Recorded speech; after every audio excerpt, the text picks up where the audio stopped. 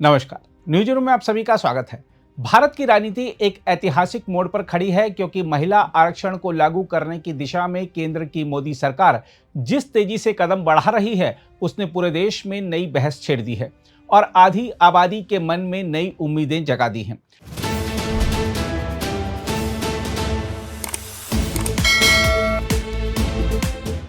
हम आपको बता दें कि ताजा प्रस्ताव के अनुसार लोकसभा की कुल सीटों को 543 से बढ़ाकर 816 किया जा सकता है, ताकि एक तिहाई यानी लगभग 33% सीटें महिलाओं के लिए आरक्षित की जा सकें।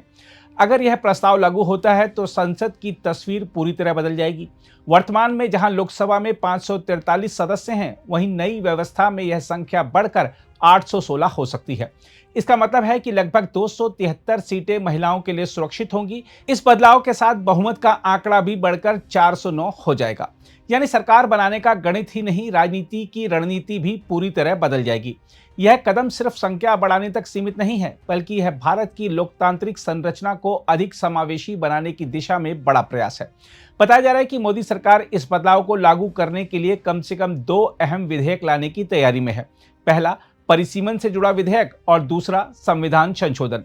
संविधान संशोधन के लिए संसद के दोनों सदनों में 2/3 बहुमत जरूरी होगा। यही वजह है कि सरकार विपक्ष के साथ सहमति बनाने में जुटी हुई है। केंद्रीय गृह मंत्री अमित शाह द्वारा विपक्षी नेताओं के साथ लगातार बैठकों का दौर भी इसी रणनीति का हिस्सा माना जा रहा है। इस पूरी कवायद का सबसे अहम लक्ष्य 2029 के आम चुनाव माने जा रहे हैं। सरकार चाहती है कि महिला आरक्षण उसी चुनाव से लागू हो जाए। इसके लिए परिसीमन की प्रक्रिया को तेज करने और जनगणना के आंकड़ों का उपयोग करने की योजना बनाई जा रही है। कुछ प्रस्तावों में 2011 की जनगणना के आधार पर ही यह प्रक्रिया आगे बढ़ाने की बात भी सामने आई है। हर राज्य में सांसदों की संख्या बढ़ने से राजनीतिक समीकरण बदल जाएंगे। उदाहरण के तौर पर कई राज्यों में मौजूदा सीटों की तुलना में बड़ी वृद्धि देखी जा सकती है। इससे क्षेत्रीय दलों की रणनीति और चुनावी समीकरण भी पूरी तरह बदल सकते हैं। हालांकि यह रास्ता आसान नहीं है। संविधान संशोधन के लिए जरूरी बहुमत, विपक्ष की सहमति, परिसीमन की जटिल प्रक्रिया और राजनीतिक हितों का टकराव, ये सभी इस योजना के सामने बड़ी चुनौतियां हैं। इसके अलावा आरक्षण के भीतर आरक्षण यानी अनुसूचित जाति और जनजाति की महिलाओं के प्रतिनिधित्व का संतुलन भी एक महत्वपूर्ण मुद्दा बना हुआ है। वैसे इसमें कोई दो राय नहीं है कि अगर यह योजना पूरी तरह लागू होती है तो यह स्वतंत्र भारत के इतिहास में सबसे बड़ा राजनीतिक सुधार साबित हो सकता है, क्योंकि आज भी भारतीय संसद में महिलाओं की हिस्सेदारी अपेक्षाकृत कम है, जबकि देश की आबादी में उनका हिस्सा लगभग आधा है। ऐसे में 816 सीटों वाली संसद सिर्फ एक आंकड़ा नहीं होगी, बल्कि यह उस नए भारत का प्रतीक होगी जहां महिलाओं की आवाज सत्ता के केंद्र में होगी। अब नजर इस बात पर है कि मोदी सरकार इस महत्वाकांक्षी योजना को राजनीतिक सहमति के साथ जमीन पर उतार पाती है या नहीं। लेकिन इतना तय है कि महिला आरक्षण की यह पहल भारतीय राजनीति को नई दिशा देने वाली है और शायद आने वाले दशकों तक इसकी गूंज सुनाई देगी। बहरहाल, आइए देखते हैं महिला आरक्षण विधेयक को लेकर क्या राजनीतिक प्रतिक्रियाएं सामने आ रही हैं। मेरे हिसाब से जब वुमेन रिजर्वेशन बिल आता है और उसको पारित होता है, ये देश के लिए बहुत बड़ा, मेरे हिसाब से ऐतिहासिक कदम होगा। और इसमें मुझे पूरा मालूम नहीं कि किस प्रकार से डीलिंग कर रहे हैं डिलिमिटेशन को, लेकिन मेरे हिसाब से अगर महिलाओं के लिए 300 के आसपास की अन्य सीटें आएंगी और 800 का जब सदन होगा, तभी जाके पर्याप्त रूप में महिलाओं का प्रतिनिधित्व दिख पाएगा।